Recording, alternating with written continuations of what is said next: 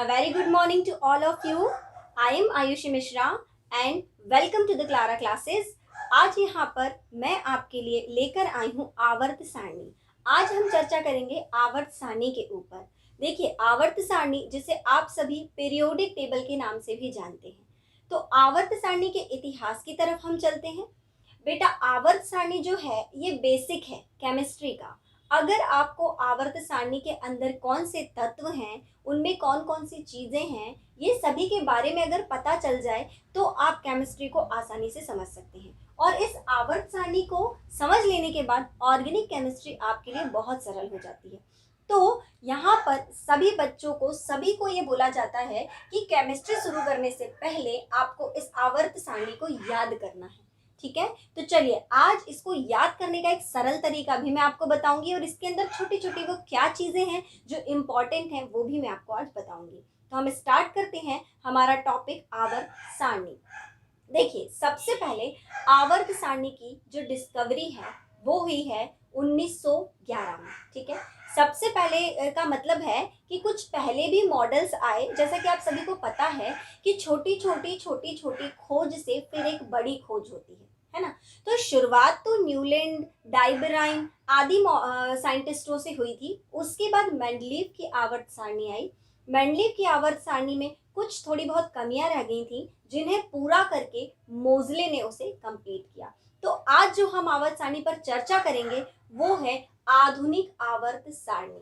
ठीक है, आधुनिक आवर्त सारणी जिसकी खोज की है मोजले ने। बेसिकली ये मेंडलीव की ही आवर्त सारणी है। मेंडलीव की आवर्त सारणी की जो थोड़ी बहुत कमियां थी उन्हें दूर करके मोजले ने 1911 में आधुनिक आवर्त सारणी दी थी। आधुनिक आवर्त सारणी में शुरुआत हम करते हैं। तो देखिए, ये है आवर्त सारणी जो आपके सामने बनी हुई है और इसका एक फॉर्म है जो जनरली आप लोगों की बुक्स में होता है और आप शायद इसे जानते हैं। ये है आवर्त सारणी। ठीक है, इस आवर्त सारणी को आज मैं यहाँ पर आपको समझाने की पूरी कोशिश करूंगी। तो आइए मिलते हैं हम इन तत्वों से। देखिए, ये आवर्त सारणी के अंदर आपको कुछ ब्लैक लेटर्स दिखाई दे रहे हैं, है ना। तो सबसे पहले आधुनिक आवर्त सारणी में धातु और अधातुओं को अलग अलग बांटा गया। ठीक है, तो शुरुआत कहाँ से होती है? जो आवर्त सारणी है उसे दो भागों में बांटा गया है, आवर्त में और वर्ग में। ठीक है, पीरियोड्स में और ग्रुप्स में। कैसे? देखिए, आपको यहाँ से नीचे भी एक लाइन चलती दिख रही होगी। ये देखिए 1 2 3 4 5 6 7, ऐसे 7 ऊपर से नीचे, और इसी तरह से यहाँ आपको दाएं से बाएं ऐसी भी लाइन चलती दिख रही है। दिख रही है? देखिए किस तरह से, मैं आपको समझाती हूँ। एक तो आप देख पा रहे हैं इस तरह से, ये ऐसी लाइन चलती हुई दिख रही है, क्लियर है। और एक आप देख पा रहे हैं इस तरह से, ये जो लाइंस चल रही है, तो ये क्या है, ये क्यों चल रही हैं, कैसे रखी गई हैं? तो यहाँ पर आपको मैं बता देती हूँ। ये जो ऊपर से नीचे चल रहे हैं, जो ऊपर से नीचे का क्रम है, यानी कि जो ऊर्ध्वाधर लाइन है, इसे कहा जाता है ग्रुप। इसे कहा जाता है ग्रुप। ग्रुप जिसे आप हिंदी में कहते हैं समूह। ठीक है, उसके बाद जो दाएं से बाएं चली जा रही है, ठीक है, इस तरह से जो जा रही है, तो ये जो लाइन है इसे कहा जाता है आवर्त, जिसे आप अंग्रेजी में कहते हैं पीरियड्स, राइट। तो आधुनिक आवर्त सारणी में 18 समूह हैं और 7 आवर्त हैं। कैसे काउंट करते हैं? देखिए, 1 ये हो गया पहला आवर्त, जिसमें ये आपका है ही, मतलब H लिखा हुआ है और HE लिखा हुआ है। अभी तत्व का नाम नहीं बोलूंगी क्योंकि मैं सिर्फ आपको इनिशियल बता रही हूँ, हाइड्रोजन हीलियम, सॉरी। चलिए, ये आपका, ये जो आपकी सीधी लाइन है, ये है आपका पहला आवर्त। ठीक है, उसके बाद ये Li वाला जो है, ये है आपका दूसरा आवर्त, Na वाला तीसरा, फिर ये चौथा, ये पांचवा, ये छठवा और ये सातवां। इस तरह से आधुनिक आवर्त सारणी के अंदर 7 आवर्त हैं। ठीक है, उसके बाद आप इधर से चलेंगे तो ये देखिए, ये वाला 1 2 3 4 5 6 7, ये हो गए आपके आवर्त। अब बात करते हैं वर्ग की। वर्ग कैसे है? तो देखिए, एक लाइन H वाली, एक लाइन BE वाली, एक लाइन SC वाली, TI वाली, इस तरह से ये आप सबको देखते जाइए। ये एक एक लाइंस जो हैं ये इस तरह से चल रही हैं। तो ये जो आपकी ऊपर से नीचे हैं ये है समूह। कितने हैं काउंट करते हैं, ये देखिए 1 2 3 4 5 6 7 8 9 10 11 12 13 14 15 16 17 18। तो आपको क्लियर हो गया होगा। आधुनिक आवर्त सारणी के अंदर 7 आवर्त हैं और 18 वर्ग हैं, 18 आपके समूह हैं। ठीक है, क्लियर है? फर्स्ट थिंग क्लियर हो गई होगी। सेकंड थिंग पे आते हैं। देखिए उसके बाद दूसरी बात, आधुनिक आवर्त सारणी को उनके परमाणु क्रमांकों के बढ़ते हुए आधार पर रखा गया है। ठीक है, परमाणु क्रमांक कैसे? सबसे पहले जो तत्व रखा गया उसका परमाणु क्रमांक 1, उसके बाद दूसरे में जो रखा गया उसका परमाणु क्रमांक 2, फिर 3। देखिए इस तरह से ये आपका पहला तत्व है हाइड्रोजन, इसका परमाणु क्रमांक 1, इसका 2, इसका 3, 4, 5, 6, 7, 8, 9, 10। फिर यहां से स्टार्ट करते 11, 12। तो ये क्या दिख रहे हैं आपको? बढ़ते क्रम में परमाणु क्रमांक। तो दूसरी इंपॉर्टेंट बात आवर्त सारणी की क्या है? आवर्त सारणी में तत्वों को उनके बढ़ते हुए परमाणु क्रमांकों के आधार पर रखा गया है। तो जो मोसले की आवर्त सारणी है उसकी डेफिनेशन आप क्या लिखेंगे? आधुनिक आवर्त सारणी अपने के जो तत्व हैं वो उनके रासायनिक और भौतिक गुणों के परमाणु क्रमांक के आवर्ती फलन है। ठीक है, 2 बातें मैं आपको बता चुकी हूँ। पहली, आधुनिक आवर्त सारणी को वर्ग और किसमें बांटा गया है? आवर्तों में। 7 आवर्त 18 वर्ग।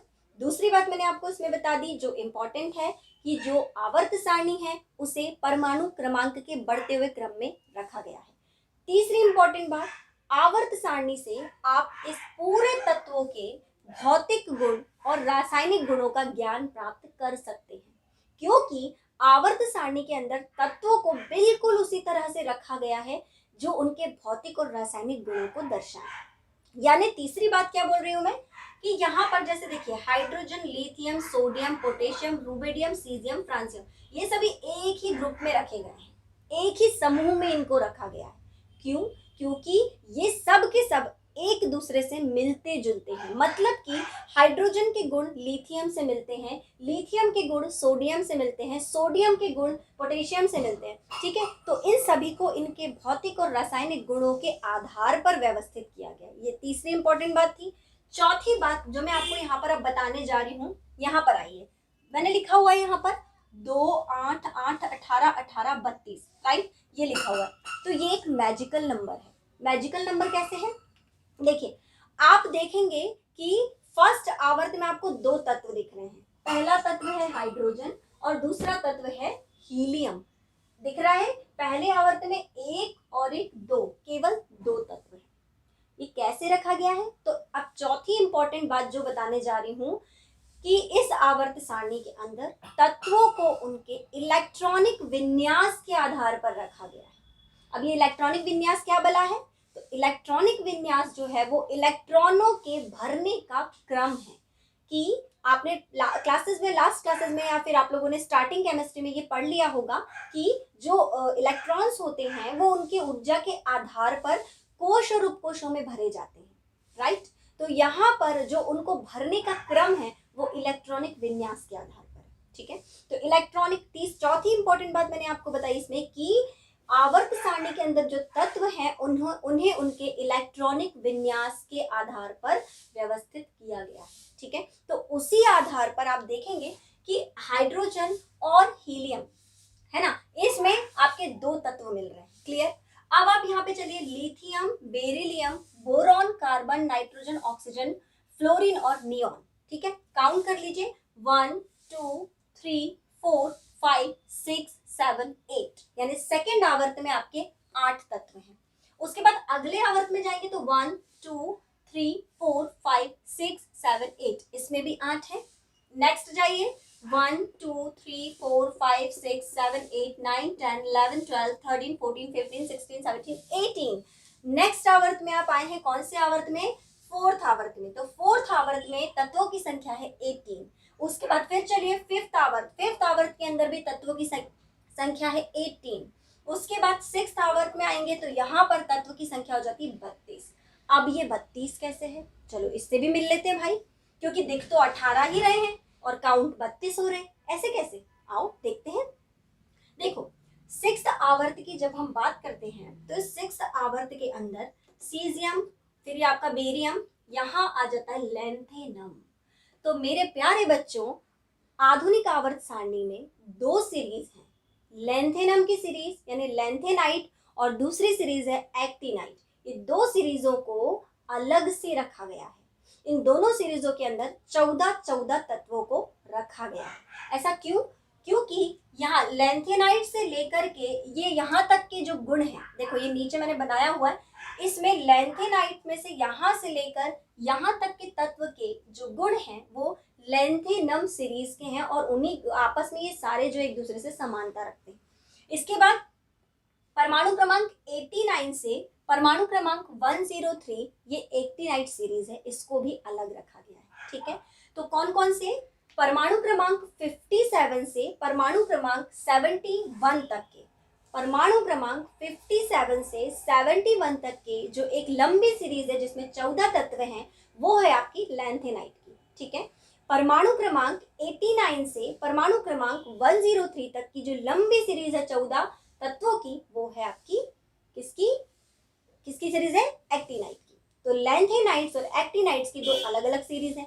अब यहाँ पर पहले ही सीरीज के अंदर 18 तत्व हैं और इनके 14 तत्व आप और जोड़ लेते हैं तो ये सीरीज हो जाती है 32 तत्वों वाली। ठीक है, क्योंकि कुछ नहीं किया है, यहाँ से उठा के कुछ तत्वों को ये लंबी सीरीज में खोल दिया है। क्लियर? एक बॉक्स के अंदर ये बंद है और इन्हें बाहर ले जाकर ऐसे लंबा करके खोल दिया है। ठीक है, तो ये दो सीरीज है, लैंथेनाइट और एक्टिनाइट। अब मैंने कितनी बातें कर चुकी हूँ मैं आपसे?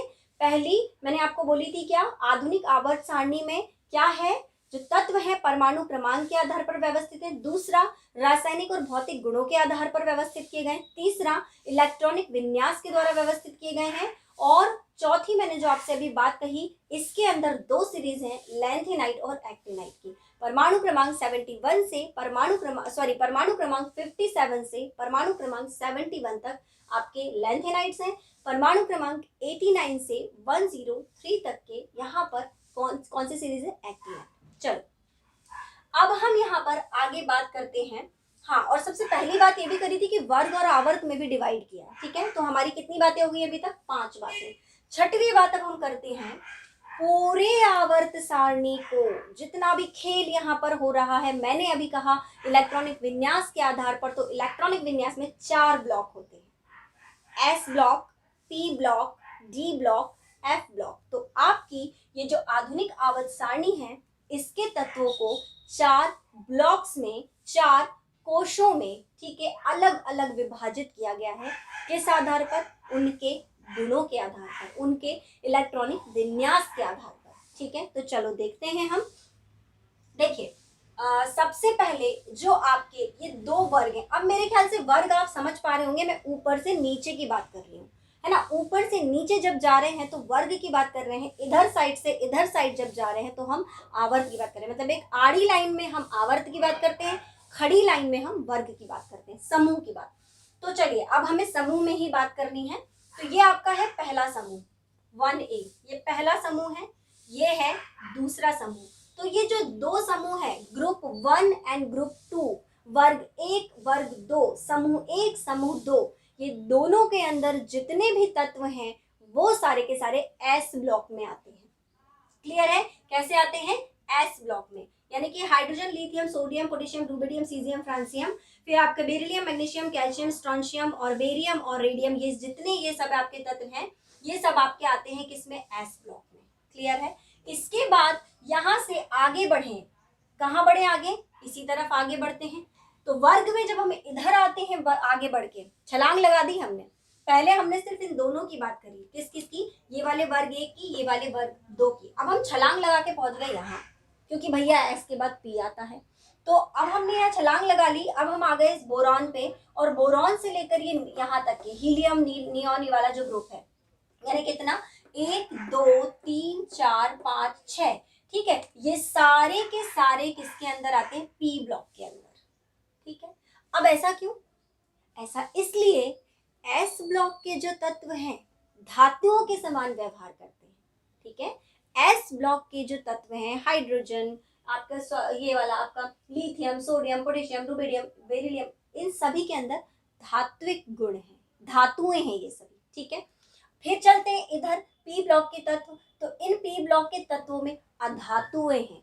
अधातु जितने गुण अधातु वाले हैं वो सबको पी में रख दिया उठा के, जितने गुण धातु वाले हैं उन सबको रख दिया किसमें, आपके एस ब्लॉक में।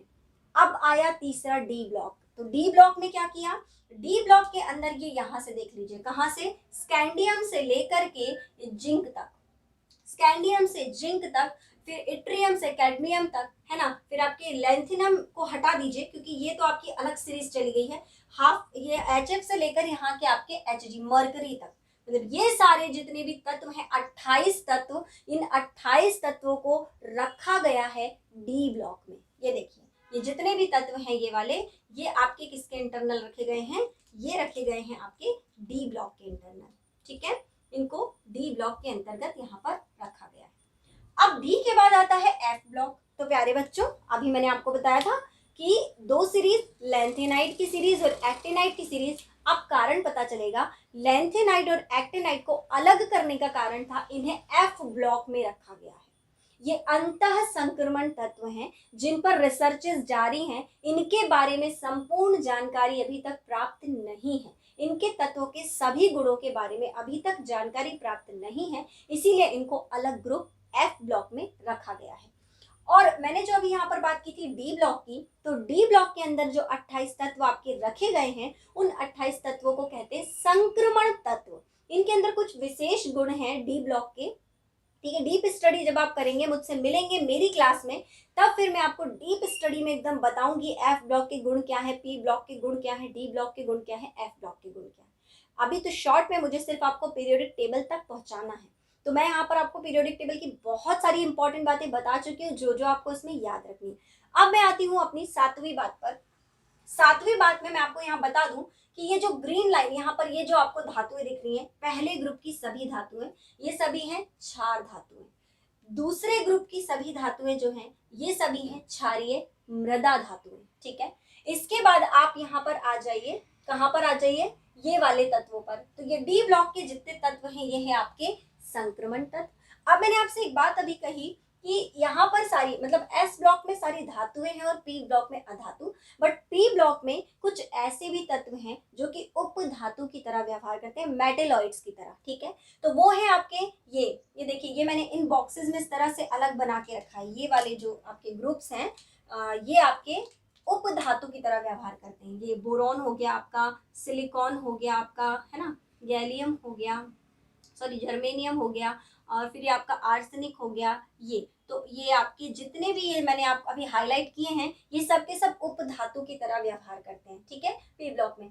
अब एक और इम्पॉर्टेंट बात पर हम आ जाए हमारे पीरियोडिक टेबल में। तो इस पीरियोडिक टेबल के अंदर यहाँ पर ये जो मैंने अभी हाईलाइट किया है, helium, neon, organ, krypton, xenon, radon, ये सभी के सभी कौन सी गैसें कहलाती हैं, निष्क्रिय गैसें। तो आप याद रखेंगे, आवर्त सारणी के 18वें वर्ग के अंदर जो गैसेस को रखा गया है, उन गैसेस को कहते हैं उत्कृष्ट गैसें, उन गैसेस को कहते हैं अक्रिय गैसें, और इस वर्ग को कहा जाता है शून्य वर्ग, रियल क्लियर, शून्य वर्ग कहा जाता है। और ये सारी गैसेस आपकी उत्कृष्ट गैसों में आती हैं। 18वें वर्ग के तत्वों को 18वें वर्ग के जो तत्व हैं, जिन्हें गैसेस के रूप में है, जिन्हें कहते हैं शून्य वर्ग के तत्व, इन्हें कहा जाता है अक्रिय गैसें और उत्कृष्ट गैसें। कौन कौन सी हैं, helium, neon, organ, krypton, xenon और रेडॉन, ठीक है। अब आते हैं हम, ये देखिए यहाँ पर हमारी 9वीं बात जो हमें करनी है वो ये है कि अगर मुझसे कोई एक नंबर मिस हो गया हो तो आप लोग एडजस्ट कर लीजिएगा, दूसरी बात, तीसरी बात, चौथी बात, ठीक है। मुझे तो अपनी सारी बातें कंप्लीट करनी है। आइए अब यहाँ पर हम यहाँ देख रहे हैं इस एल्यूमिनियम को। ये जो आपका एल्यूमिनियम है, ये एल्यूमिनियम, इसमें कितनी इंपॉर्टेंट चीजें हैं देखिए। सबसे पहले मतलब इस आवर्त सारणी के अंदर इस तरह से आपके जो तत्व हैं उन्हें लिखा गया है। सबसे पहले उनके यहाँ पर लिखे गए हैं प्रतीक, जैसे कि आप सबके देख सकते हैं। ये हाइड्रोजन का H, बेरिलियम का B, बोरॉन का बी, कार्बन का सी, नाइट्रोजन का एन, फिर आपका ये गोल्ड सिल्वर का एजी, गोल्ड का एयू, फिर ये आपका डब्ल्यू, टंगस्टन का लिखा हुआ है। तो इस तरह से सबके जो सिंबल है, प्रतीक, सबके जो नाम है वो यहाँ पर छोटे प्रतीक के रूप में लिखे गए हैं, जिसमें पहला लेटर जो है वो कैपिटल है और दूसरा लेटर स्मॉल है।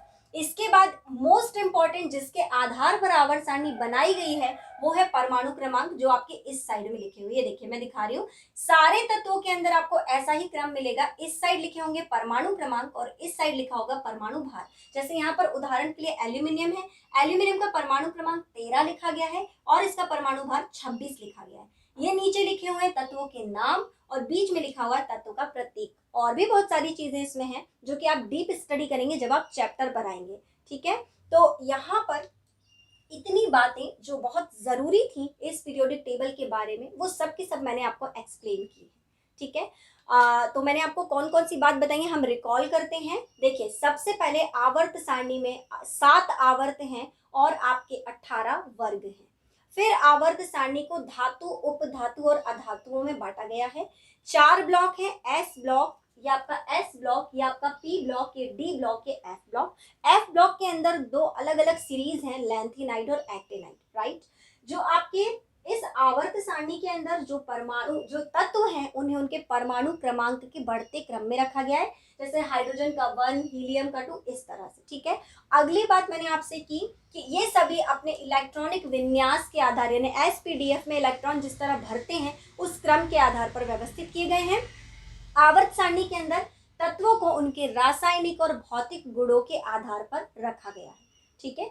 उसके बाद यहाँ पर कुछ धातुएं क्षार धातुएं हैं, कुछ धातुएं क्षारीय मृदा धातु हैं, कुछ धातुएं डी ब्लॉक के तत्व जो संक्रमण तत्व की तरह व्यवहार करते हैं, एफ ब्लॉक के तत्व जिन्हें अंतः संक्रमण तत्व कहते हैं।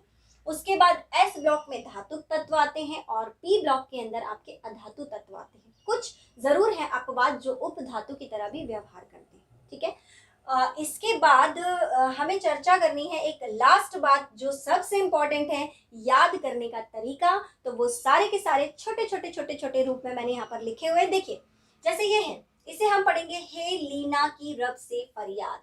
Hydrogen, lithium, sodium, potassium, rubidium, caesium, francium, ये मैंने सभी के शॉर्ट फॉर्म इसमें लिख दिए हैं। आप इसका स्क्रीनशॉट ले सकते हैं, आप इस वीडियो के थ्रू इनको याद कर सकते हैं। तो ये देखिए, बेटा मांगे कार, सेंट्रो बाबा राजी, ये आपके हो गए बेरिलियम, मैग्नीशियम, कैल्शियम, ये 1 ग्रुप 1, ग्रुप 2। यहाँ पे चलते हैं पी ब्लॉक में, बोरॉन के लिए बैंगन लिखा है, एल्यूमिनियम के लिए आलू लिखा है, आपकी गैलियम के लिए गाजर लिखा हुआ है, इंडियम के लिए इन लिखा हुआ है। तो देखिए, बैगन, आलू, गाजर, इन, थैला।